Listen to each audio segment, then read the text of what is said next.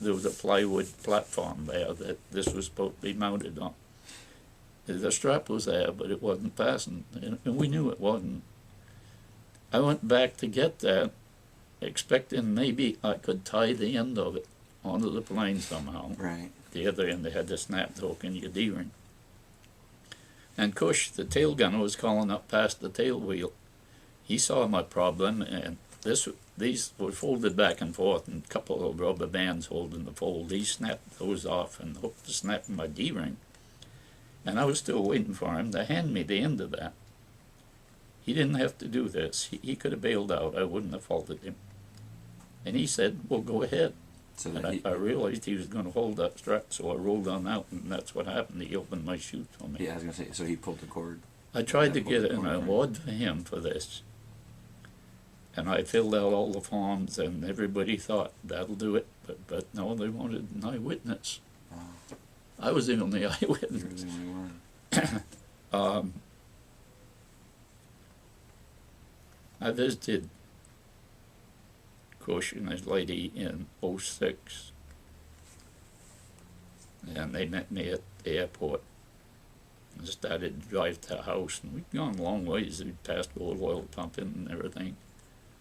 And I said, I get the impression Los Angeles is a little bit larger than Conway, New Hampshire. That's where he was living then? Hmm? He was living in Los Angeles then? Yeah. Yeah. Yeah, that's where we were born.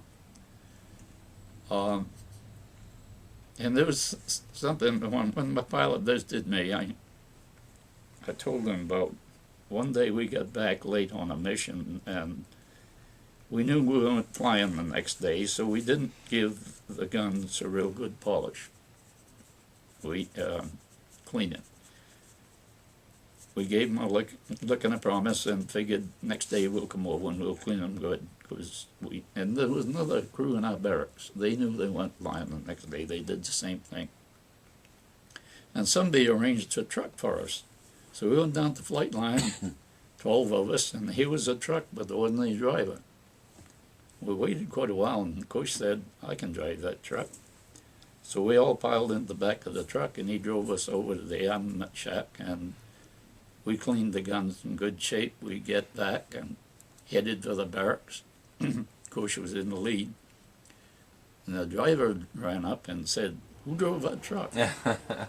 And Cush, without breaking stride, the guy that drove the truck, without breaking stride and pointing at the building, said he just went in parachute. And my pilot said, I guess he didn't roam the streets of L.A. for nothing.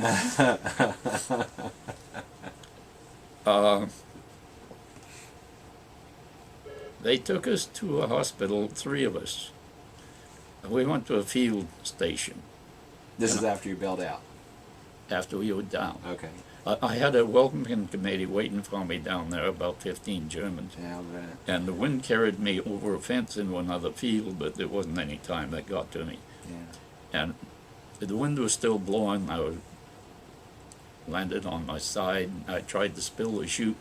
I could pull the bottom shroud, but I couldn't hold it. So I wasn't gaining anywhere, and the German walked up behind the chute, Grabbed it, and encompassed it with his arms, and then I could stand up. And I didn't wear the leather fleece-lined clothing that the waistgunners had to wear down the bowl turret. I wore woolen long john, one-piece heated suit, and ordinary coveralls covering them. I had found a length of parachute about 7 feet long, a foot wide. And after I had my throat mic on and everything, I wrapped that around my neck about 3 times, twice anyway, and folded it inside my coverall. That disappeared. I imagine some prow thought she could use that nylon. My helmet and goggles disappeared, and mask, and a throat mic. And I want to speak about the mask. You get up in altitude, and unless you remove your mask every once in a while and rattle the ice out of it, vapor from your breath would freeze, and it would close off. One day I didn't answer position check. The bombardier was calling. And he yelled quite loudly. And Hallam, my left waistband, I picked up an empty cartridge case and come up and wrapped on the turret. And that snapped me awake. I realized what was happening. I reached down to the control and threw it on pure oxygen. On automatic oxygen, So they that give... seals it up or something? The ice seals up? Yeah, it would close up the opening, so you you just wouldn't kind get... of nod off. I just went to sleep. Yeah.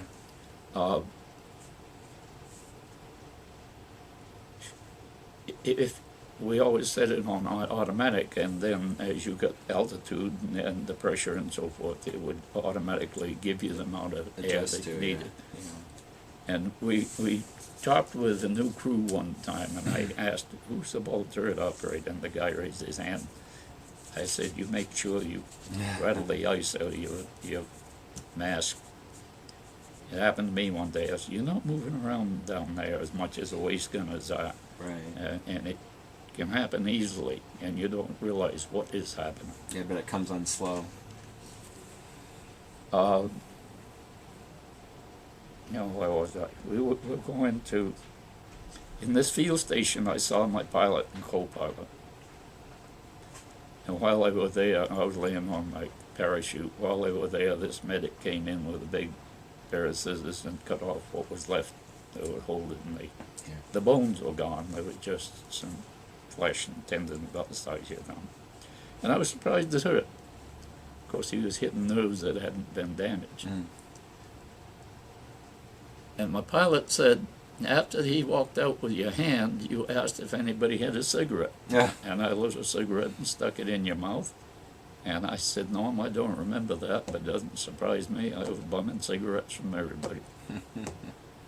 They left. They took them out. They both banged their shins when they bailed out of the Bombay, and both of them limping.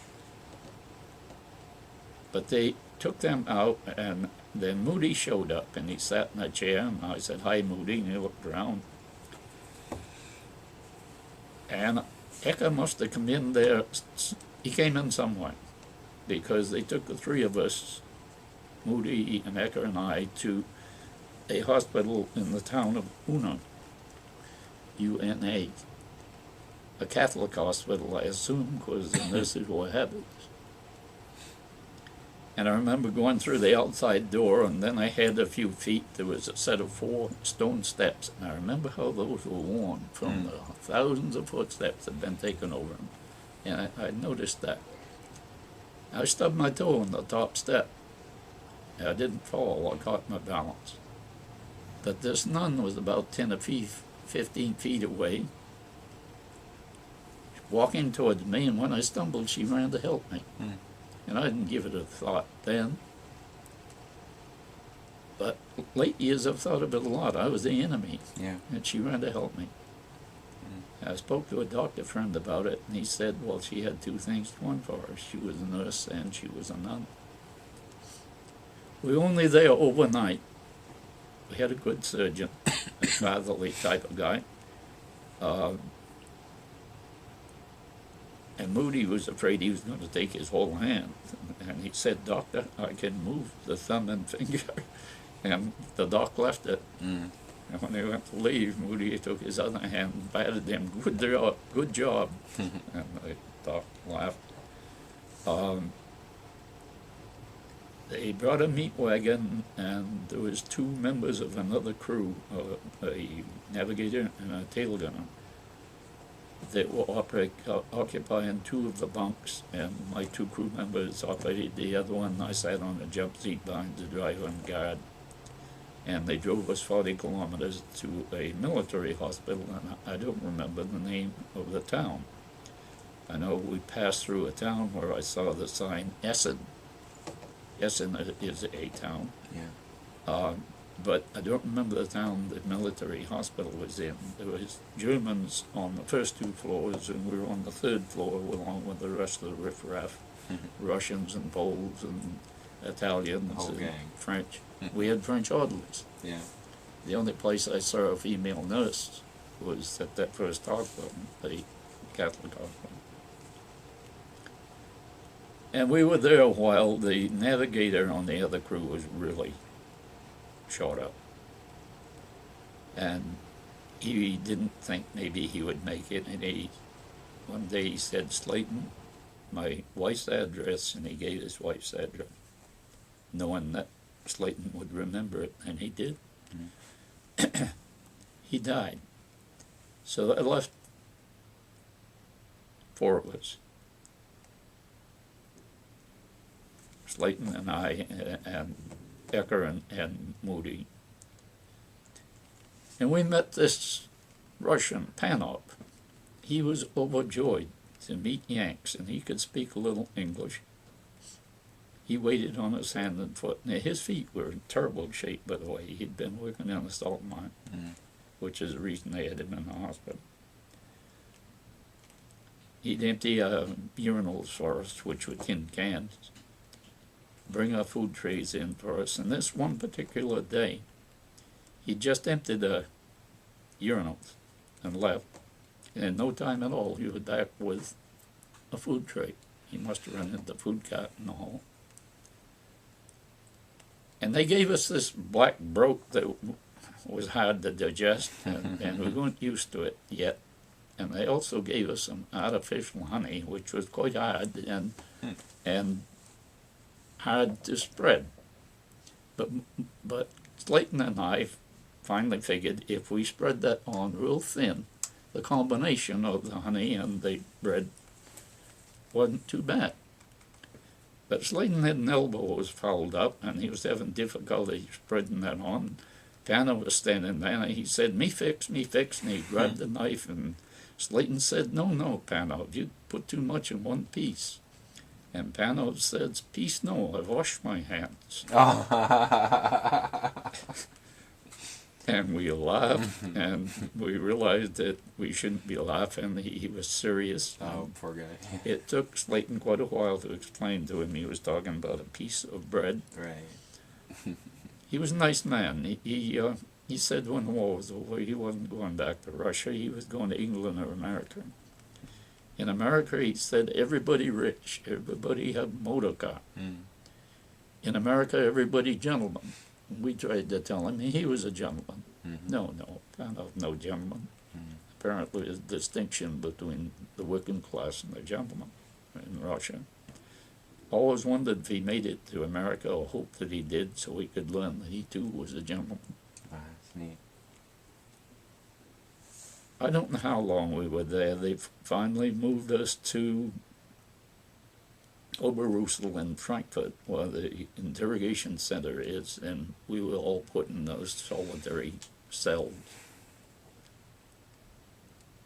And they took Moody and I out and sent us to the hospital section. Ecker went to camp from there. He had healed up, so he went to camp.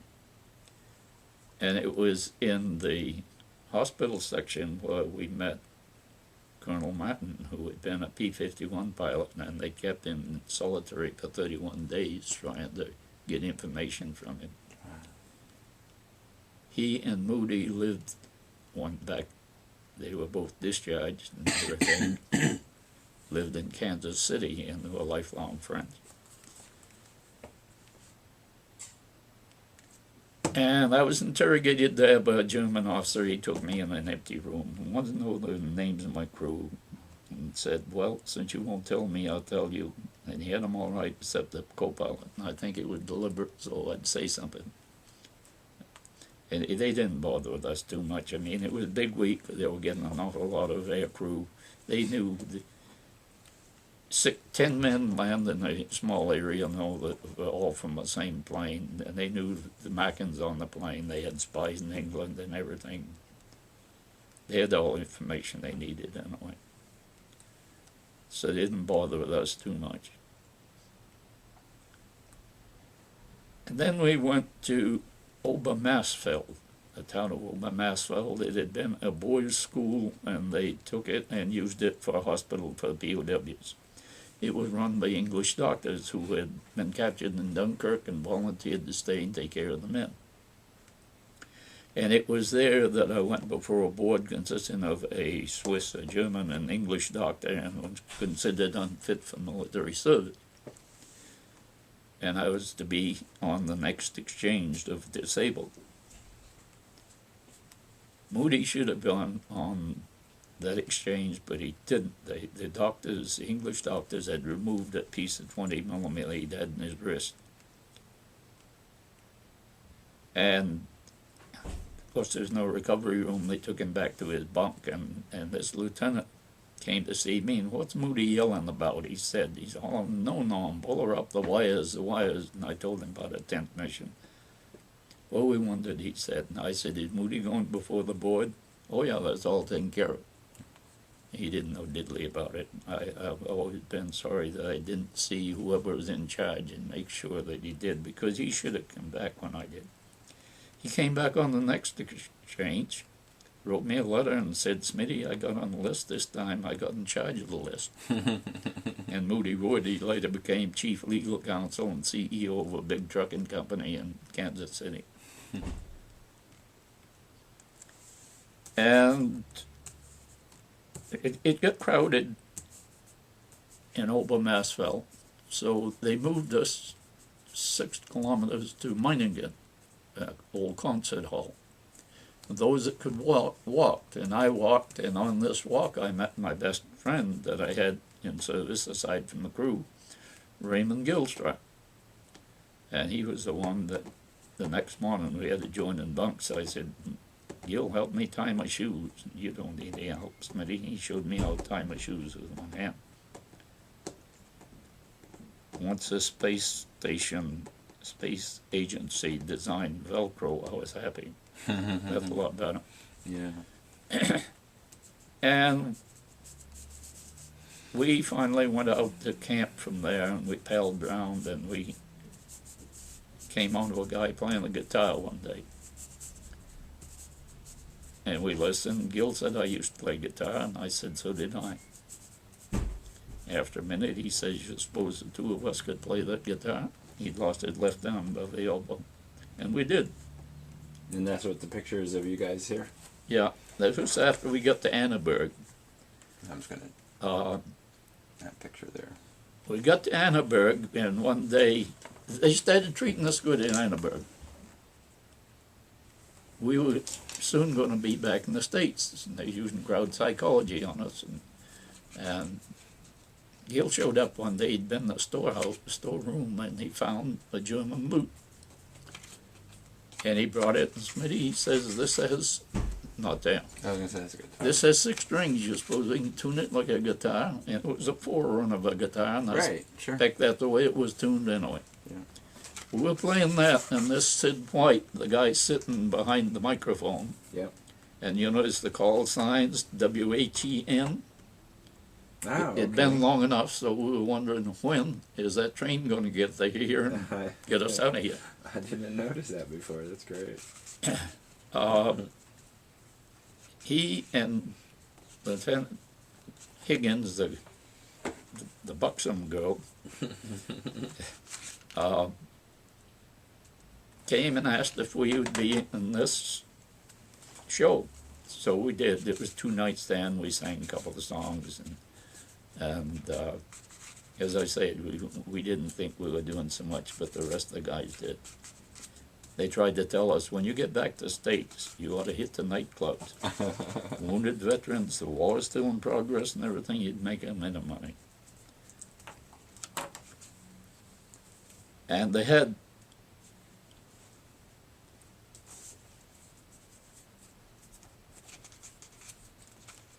they finally brought the Red Cross train, and we all got aboard, and they took us to a port in Germany. I don't remember the port, and pulled us onto a boat. And once we got away from port, we could go up on the deck, and we could see Sweden. Mm-hmm. And as soon as they pulled the train off that boat in Sweden, I relaxed for the first time. I figured if anything happened now, I'd be interned in Sweden, and that wouldn't be too bad. That night, we made a trip down to Göteborg, Sweden. They got on the grip zone. And the first meal we had in Gripsholm, we went into mess hall, and here was crystal chandeliers and white linen tablecloths and everything. Everybody spoke in hushed tones. It was almost reverent, as if we were in church. Wow. And we made, I don't know how long it took us to get to the States, but we ran into a storm on the way. You could roam around on the ship any way you wanted to, and I was down lower decks during that storm, and I saw this door. I wondered where it went, so I opened it, and people tell me it was the poop deck. The bow would come up, the stern would go down, the water would come up in over that deck, and then vice versa, the screw would come out of water and the rear of the boat would shake. I went out there and let the door close, and immediately thought, no. I wonder if that's locked. You're stuck. It wasn't. Wow, you could have been stuck out there the whole trip. Nobody knew I was there. Oh, wow. Nobody knew where I was.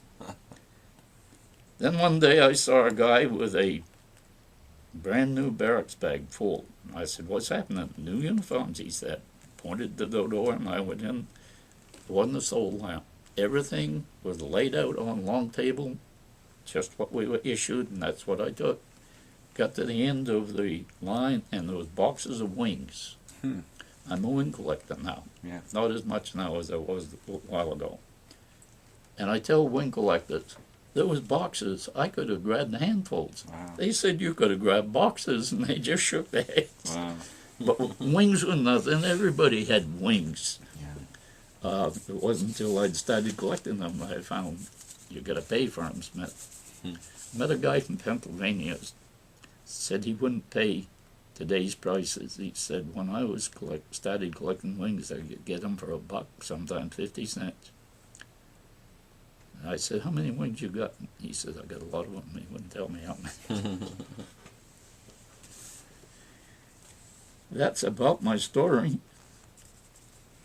I have a couple questions. What was the dates when you came back? September 29th, I'm not sure. Okay.